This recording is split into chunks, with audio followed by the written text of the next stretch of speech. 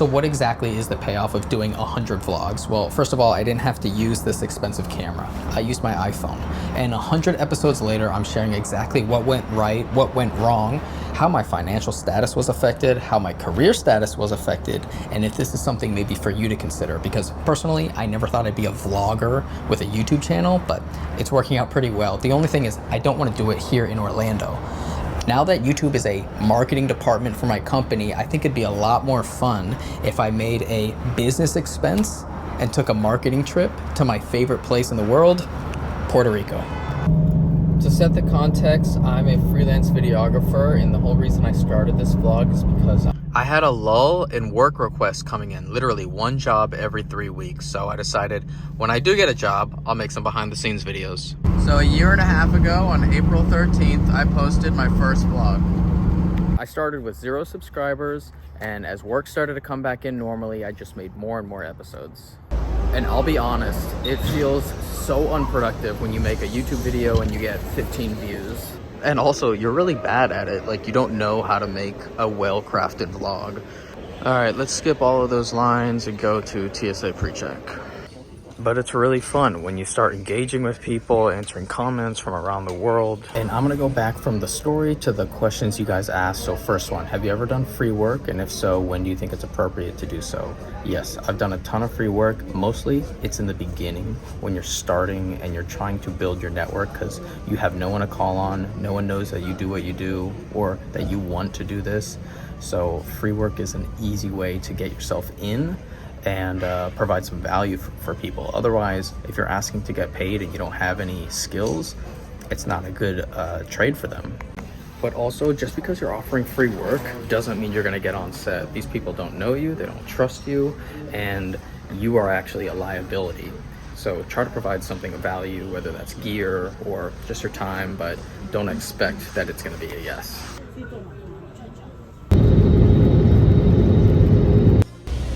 I'm gonna keep this trip as inexpensive as possible, so no Ubers, no fees, nothing like that. I'm walking straight out of the airport all the way to the beach. I've done it before, it's not that bad, but that'll give me some time to answer questions. All right, dream gig, and this is from Modern Creatives. I just did a podcast with him. I'll put a link to it in the description. You can also check out his page, but it would be being the cam op for an Anthony Bourdain travel style show. I've always wanted to do that, travel the world. You're in an adventure every single time, new culture, new country, and just making beautiful images and telling mini docs. That would be ideal. When I started the channel, I was really curious, can this actually make money, like worthwhile money? And it took me 10 months to get monetized. That's very long for some people, that's short for others. And the first month, I think I got like 13 bucks, nothing crazy. So that didn't really change anything. I wasn't like, oh, this is fantastic. I just kept making videos. Now, I've used it to make a couple different income streams. So first of all is the YouTube channel is giving me about 100 bucks a month. My friend told me, since you're always talking about the gear that you're using, you might as well set up an Amazon influencer account. So I did that. I think anybody can do it. I didn't have to have a big following and whatever. I just had to have a platform. So I said YouTube, and now I share all of my links for all of my camera gear, things that are working, things that I think are a good buy. I just throw them in my description.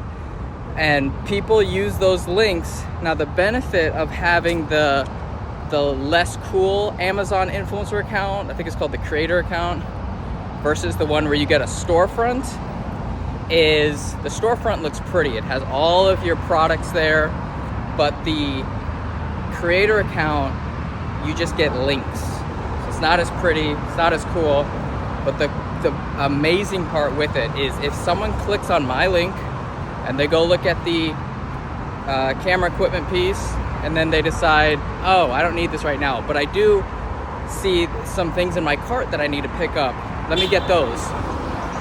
I get a percentage of anything they buy in the next 48 hours. A cookie is put into their browser, and that started out giving me like 30 bucks a month, And now that's also up to about $100 a month. Now, Amazon links and Google AdSense are pretty common things, but what I found is people would see that I'm working and they would have a lot of questions and they would ask me and I'd answer, and then they'd want deeper questions to the point where someone just said, hey, do you do consultation calls?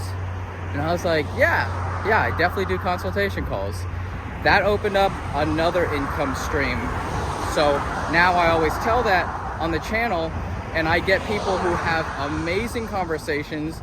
They need a little bit of guidance. I always say I can tell you what worked and didn't work for me, but more importantly, I can tell you the exact thing that did or did not work for all of my peers, all the people I've worked with who have made the mistakes. Let me tell you what they did wrong, and then you can avoid all of that. And then I became an affiliate.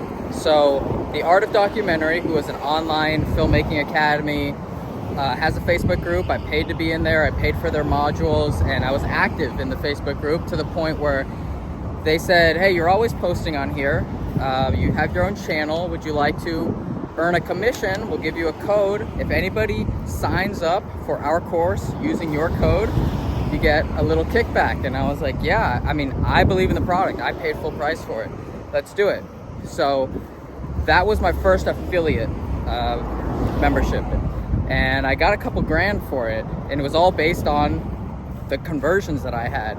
I think I had about 16 to 20 people buy the course, and so that helped them, that helped me.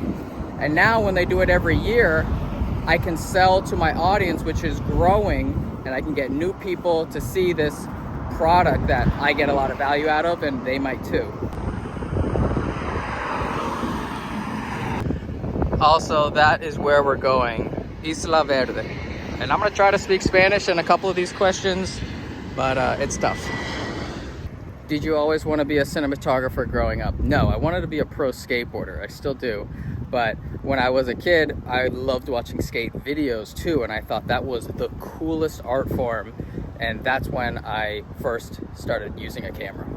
Looks like we might get some afternoon thunderstorms. And by the way, I'm only here for 15 hours. Quick trip.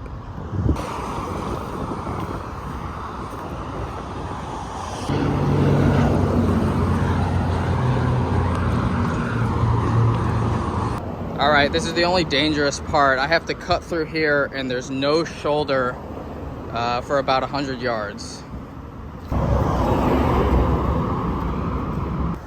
Are you planning on getting a production van? I have the smallest car. It's a Subaru BRZ. It's a 2-door coupe, and I can fit all of my gear in it if I play it like Tetris. I know having a production van would allow more resources, more that I could upsell, a more full service package. But right now I like just having a camera, a very simple interview lighting kit, and having it all fit in my normal daily driver. It's just easier for me to do, and I don't see myself getting a van anytime soon or ever. I might stop off at Walgreens for some water, but once I get to the beach, I'm gonna talk about what I think might be the best benefit of doing YouTube, better than the money. I mean, could I look any more touristy right now? I do think that it's gonna rain, so I might have to take cover somewhere, but I've been doing freelance video for about 13 years. I've had a website for 10, and I've had an LLC for 3, and I'm 33 years old. So I feel like just now I am finally getting into the very structured professional business side of things, and it's something that was, you know, I should have done probably a while ago, but I didn't have to have it. For instance, gear insurance, that took me a long time to get. Luckily, I didn't have any issues. And yeah, this is now a time where I'm gonna make my business an S-Corp, or I'm gonna be an employee for myself, because I would love to buy a condo, buy a house. I would love to buy one of these condos and have a vacation home here in Puerto Rico. And this question is asked by my buddy Jared. The only reason I know him is because he signed up for a consultation call, and on the call I was saying, hey, I host an Orlando filmmaker meetup. I know you're in Dallas, Texas, but this one should be pretty cool. About an hour later, he sends me ticket confirmation. He bought a flight out here. So I was able to tell him, come on out. And we went to a river together. We went to a Florida spring. We went to the meetup, and we just kept in touch. The benefit in that is I started pushing my filmmaker meetups outside of Orlando. I did one in Atlanta with someone else who purchased a consultation call, and then I went to Dallas, where we had 35 people show up from a town that I have no presence in, but just through this community of YouTube and networking, I'm able to do things beyond what I can do by myself. Now, if you get a consultation call, I'm not guaranteeing that I will host a filmmaker meetup where you are, but who knows? I didn't think I'd be doing them in Orlando, Atlanta, Dallas, and it's just fun to explore these options that come my way, and that's when new things happen. That's when just things that you never thought would happen begin. And that is another huge benefit from YouTube that I haven't talked about yet. It's these filmmaker meetups. They started organically, or kind of out of laziness. I had one person ask me for coffee, and I said, sure, let's do it. Then I had 5 people ask me out for coffee, and I did not want to invest that much time in 5 different coffee dates. So I said, let's do it all at once. Let's meet at the same cafe. And then I took a picture of us. I posted it to my Instagram, and I said, this is the Orlando filmmaker meetup. And that got a lot more interest. So having my platform, being able to put it out on there, and mind you, at this time I had a couple hundred subscribers, like nothing. But people are interested in these enthusiastic, real industry type of meetups, no matter if we're not at a high level. I'm not at a high level. Some of the people in the group are much higher than me, but it's the connection part. That's what people value. It's actually raining now, so I gotta find somewhere to go. There's a nice coffee shop over there, but the ocean is right behind this condo. All right, coffee shop it is. Never mind, they don't have food, only coffee. I'm hungry. This is hands down the most voted for question. So if you had to start over again and you want to be a DP, but you don't have a camera and you only have minimal knowledge, what would be the steps that you would take to get to where you are now? Well, I don't think it would actually be too different. And by that, I mean, I would try to get involved in as many productions as possible, whether that meant low rate, no rate. The object is to meet as many people as possible, because the more people you meet, the more they can pull you into their projects.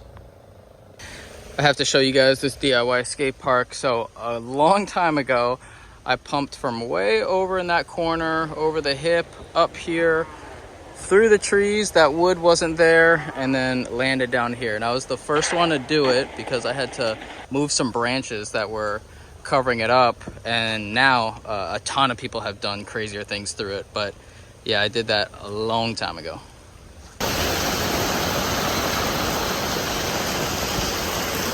Y si tengo que escoger mi comida favorita de Puerto Rico, tiene que ser pastelón, porque es salado, dulce, tiene queso, carne, todo.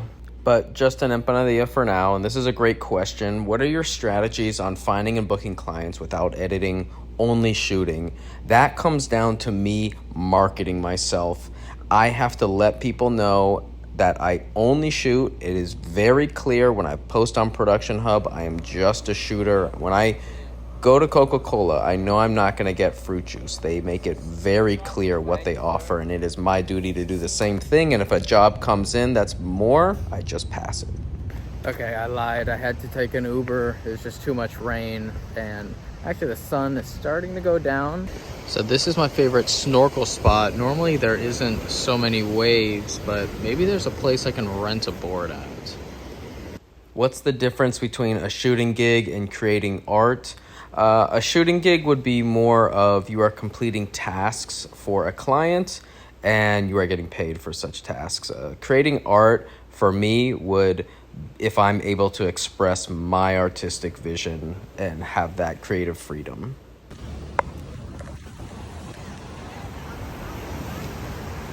So by far the biggest benefit to making 100 vlogs is allowing people to know that you do what you do, to raise the social awareness that you exist and you can offer these services.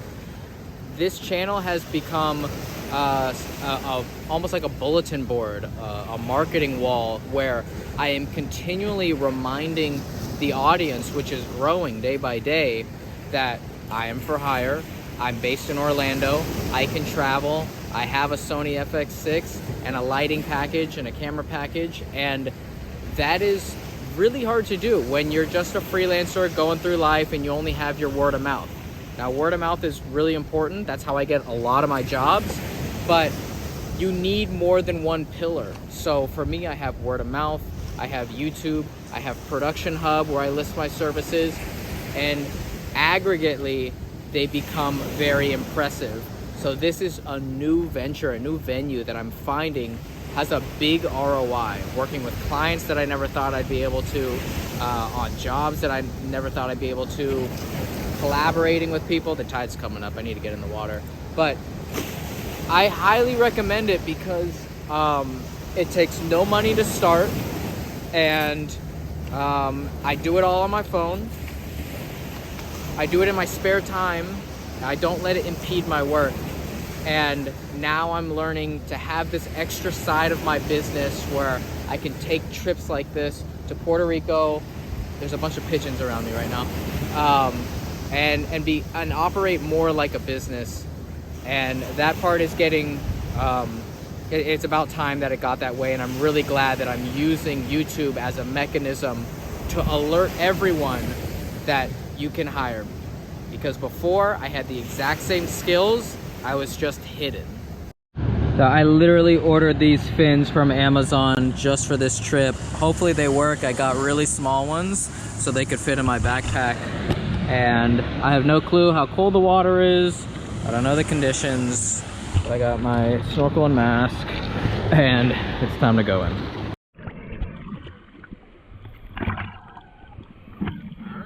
Ready?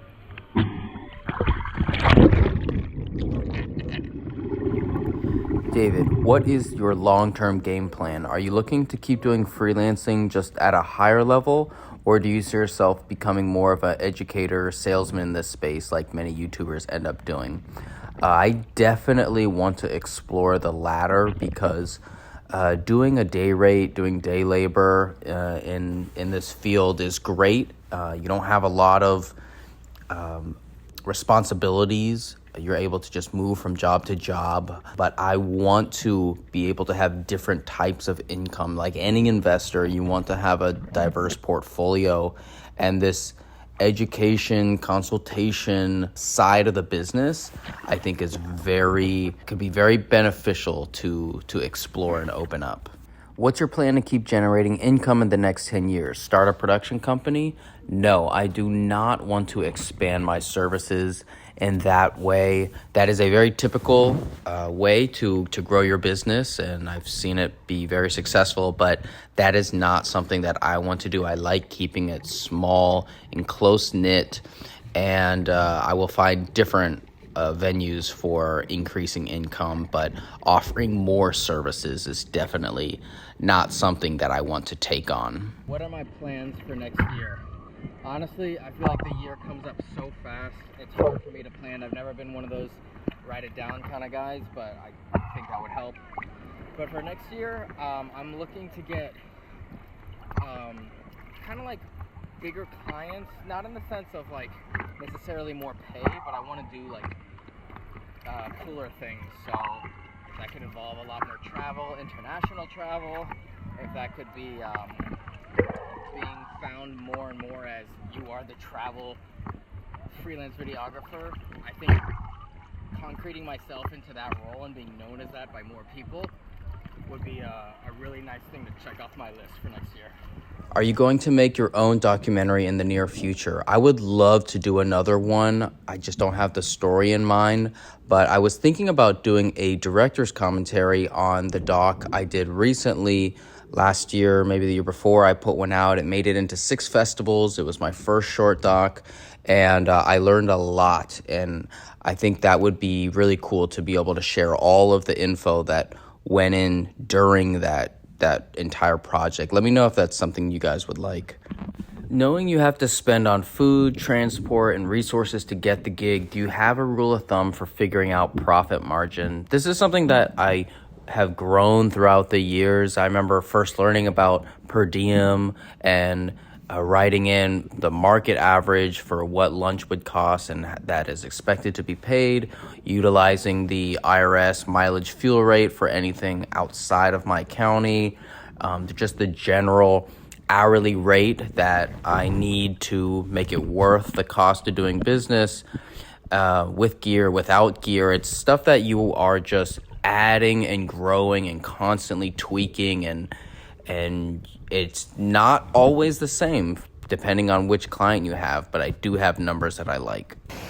Last time I was out here, I actually found multiple $1 bills just trapped under rocks, so not quite the find, but we did get some sea glass, and this stuff will go in the trash. Watch is an hour behind. It's 5:15. I think I gotta get out of here, start to shower. Sun's going down. Could you break down how you find clients / how clients find you? Anytime I'm on set, that is a chance for me to just talk to people and establish some trust. I am always doing that with other crew members. And then the way I can get myself out into the ether to people that I don't know, one is through this YouTube channel. The other one is through Production Hub. Those people are looking for operators in my area, or they are trying to find someone, and I don't know who they are. They don't know who I am, but that is one way to get my name across them. And remember, that's only half the work. Your sales proposition has to be good. If they go to your website, they go to your profile, and it doesn't look good, they keep on moving. So you have to invest in that as well. All right, my buddy dropped me off at a bar called Scryers. I told him I just want somewhere quiet that I can have a beer because I am absolutely dead from those 2 hours of snorkeling. I literally just want to pass out right now. Well, they close in 10 minutes, so we're gonna go somewhere else. In the meantime, do I hate my job? Do I ever hate my job? No, not really. I definitely don't hate it. There are some times where it's not as fun, but when those do happen, I just try to think of how can I improve my skill while I'm here, or is there anything I can take away while I'm here? And usually that becomes like a puzzle, a little game, and just passes the time really quick, and then the check clears and on to the next. If you could do the journey all over again, what would be different? Well, I'm still in the journey. I am still at a low level, and I'm figuring things out as I go, so I will let you know when I'm older. Thoughts on second cam like a ZVE1 for these vlogs, or will you always stick to iPhone? I do not want to add any friction to these vlogs, so I will always use the easiest tool, and right now that I can shoot, edit, and upload all from the same device, I don't see anything better than that. Okay, this is a long one, but basically they're asking about what do I put in cold emails. I've put so much stuff in cold emails and I have never got an ROI, so I kind of just stopped doing them altogether. I am so tired. I think I'm just gonna go over to the castle and sleep on the grass. That castle way out there, and there's a lightning show happening too. Maybe I'm getting old, but I have to rest, and we're gonna choose this nice grassy hill. And in typical David fashion, we're gonna do both ends of the extremes. So this is gonna be low, and then next you guys will see a high.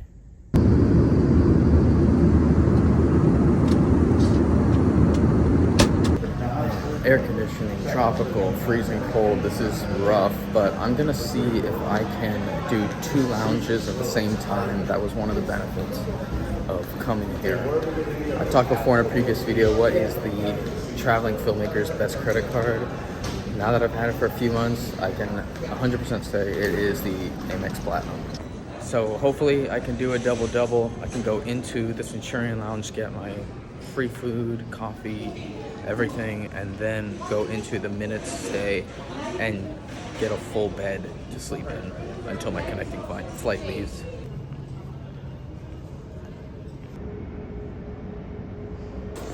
The app says they're not busy, so this should be the perfect time to get a free hot meal and just relax, recharge my phone. Oh my gosh, I can't wait. Taking a horrible Frontier flight into a Centurion Lounge is totally something that I would do, and I am now getting the food and the relaxation and the peace that I was wanting. Most importantly, it's the peace, because this is just so nice. This is a new level of travel that I have not been able to experience before, and I'm so glad I paid for this credit card. So the Amex Express Platinum gives you access to the Centurion Lounges, but it also comes with free enrollment in the Priority Pass, and that allows you to another network of entirely different lounges. So we're gonna check out one of those. Whew, this has been a long trip. Supposedly this Minute Suites allows you a place to actually sleep, and I have an hour before my flight. Okay, little desk and a full-length bed. I think it's a trundle bed where it kind of opens, but this is honestly fantastic if I need to get a nap in between flights. This is pretty cool. It's so quiet. This is really nice. The lights don't turn all the way off, and they have about 10 to 15 rooms in here. So your first hour is free, and then any hour after that is like $38, which I think I'm just gonna do the free hour. But yeah, this is great. This is a completely different experience than what I normally could have in an airport. So those expensive credit cards can give you some nice perks. All right, that is 100 vlogs, and kind of the whole message here is it adds another pillar to your freelancing business. It adds more income streams. It adds a lot, and I highly recommend you guys try it out.